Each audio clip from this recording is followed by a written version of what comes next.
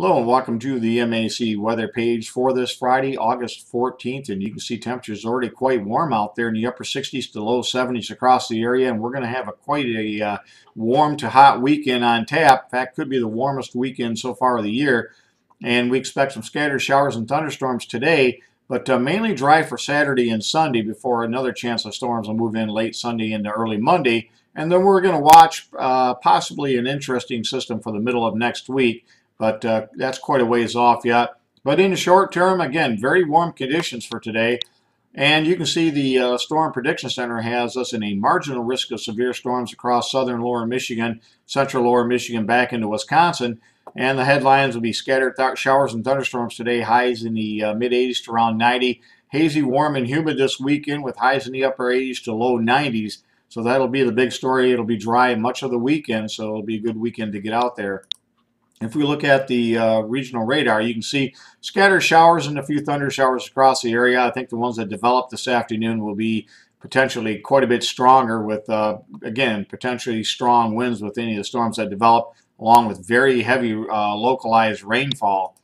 If we look at the Great Lakes, you can see our winds are out of the south and southwest, and that's going to bring that warm air all the way up from the desert southwest, Texas, Oklahoma, those areas that's been dry and hot. We have a free flow of air coming right out of the southwest over the next 3 or 4 days, bringing us lots of warmth and piling up some good growing degree day numbers. And if we look at the current webcam, this is from Alpena, and you can see a nice start on the sunrise side of the state there this morning.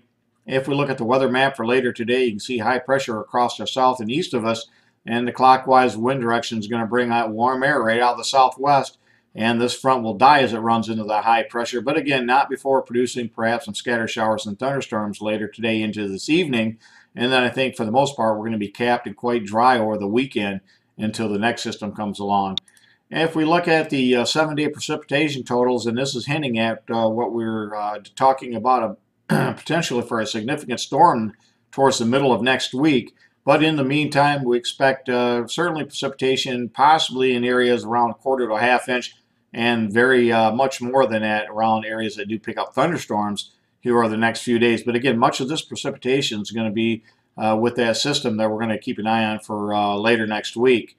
If we look at the growing degree days from some of the different locations, all of them are doing fairly decent. And I think over the next several days, we're going to really pile up some pretty big numbers here, and that's going to help push us closer to the year 2013 and closer towards normal. And you can see in Blissfield outperforming last year and certainly the cold year of 1992. If we look at the next one, this is from Breckenridge. You can see we're still below normal, but certainly ahead of last year. And if we look at the next slide, this is out of Brown City, doing quite well. In fact, they're ahead of both last year and 2013. So conditions out there quite nice.